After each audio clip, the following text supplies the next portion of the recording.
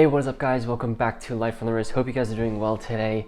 April Fool's Day this year was really hilarious. A lot of watch companies came out with really funny April Fool's watches, and H. Moser came out with a really cool watch. Interestingly enough, it wasn't an April Fool's Day joke. It's an actual watch that is limited to 20 pieces, so you can actually buy this watch. And obviously there were some people who were outraged and some people who really went with a joke. And so what I thought I'd do is kind of tell you about this watch, show you some pictures and images, and give you my thoughts on it. I don't have this watch in my possession, so if you are looking for that, we don't have it. So we weren't part of one of the lucky 20 who were able to get a hold of this piece, but we're going to give you my thoughts on this and make sure that you guys can see a bunch of images and videos of this watch. If you weren't on Instagram on April 1st, so you didn't see, there were a lot of brands who did something similar to this. Hodinkee did something actually quite similar, where they came out with this article where they were like, this is our first our first Hodinkee branded watch, and it was awful. And so luckily, people realized that, and kind of the comments of that article on Hodinkee was pretty funny. And I'm glad that Hodinkee actually did that, because I think it really shows that they don't take themselves too seriously all the time, and I think they also can laugh at themselves and know what other people are saying about them. But we're talking about the H. Moser today. So H. Moser released on Instagram, they released this really funny picture of a very typical H. Moser, very basically basic dial, nothing on it, with this blue fume dial, and then it had this pixelated image of an eraser on the dial of the watch, and you're like, what the heck is this? Why is it pixelated? And H. Moser actually, this is a collaborative effort between H. Moser and seconde, where they actually made this pixelated hour hand.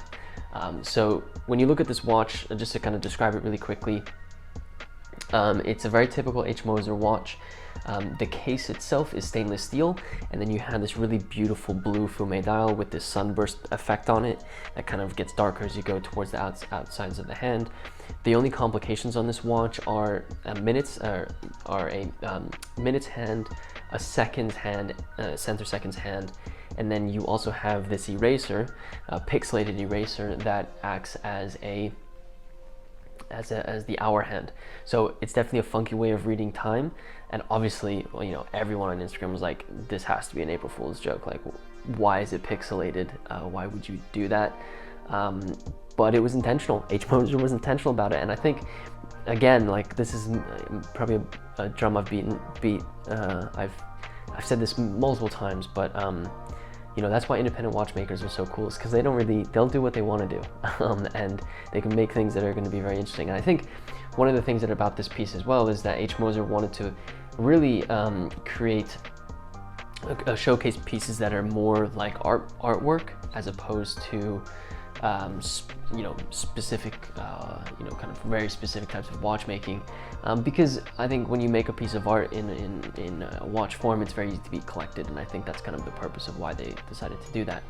Again, this is like one of the reasons why I really love independent watch manufacturers and MB&F. If you don't know, MB&F is basically my favorite brand to exist, and it's because they create horological machines. They create these works of art that do tell time, but it's more about what you can do with how you can make watchmaking into this kind of really interesting art form. So MB&F comes out with something that looks like a bulldog, and Power Reserve is the mouths of this bulldog. Like that is a piece of art, and that's definitely very, very collectible, and this H. Moser is definitely going to be that too.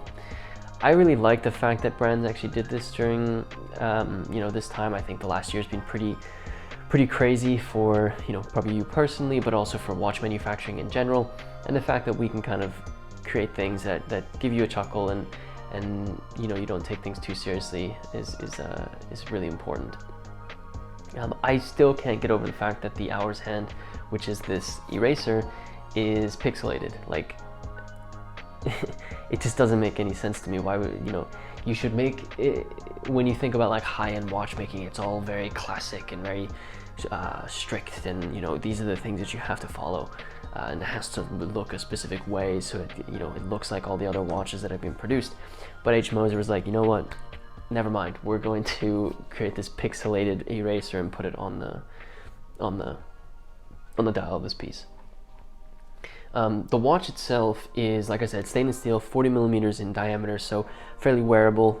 At least in today's society, it's a very wearable size. The watch, like I said, has that blue dial, hours, minutes, seconds, complications. And what's very H. Moser about this watch is the fact that there literally is nothing else on the dial. It's a blank slate, not even hour indicators. The focus really is the blue sunburst pattern, and then the complications, and of course the eraser on the dial of this watch. The watch is running on an automatic movement. It's the caliber HMC 200. When you flip the watch over, you have a display case back, and you can see this really beautiful gold rotor, which is really cool. And the watch itself comes on a black alligator leather strap. So that's another thing. The reference number for this is actually the 1200-1229. So if you want to look it up, that's the kind of reference number for this watch. And this watch was a limited edition.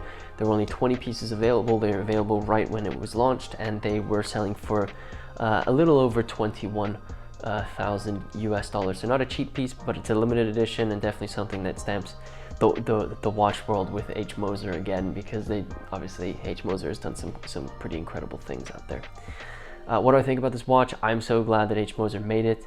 I think a lot of the times you get caught up in the very strict rules of watchmaking and the way that classical watches should look and high-end finishing should look. And I think it was launched on a perfect day, April Fool's. It makes sure that you have a smile on your face when you're talking about watches or thinking about watches, and allows you to just take a step back and say, we can have some fun with these things as well. It doesn't always have to be about finding the perfect vintage reference, or something in absolutely phenomenal condition, or I have to get a hold of a stainless steel sports watch by Rolex that's impossible to get your hands on. Like, it brings you back to reality a little bit, I think. So a really cool watch. If you like this, what we've kind of discussed about this H. Moser's pixelated eraser watch, you should check out an article that we wrote last week and a video that was accompanied with it, where we actually go over every single legacy machine that was produced by MB&F. I'm really proud of what we were able to put out for that article.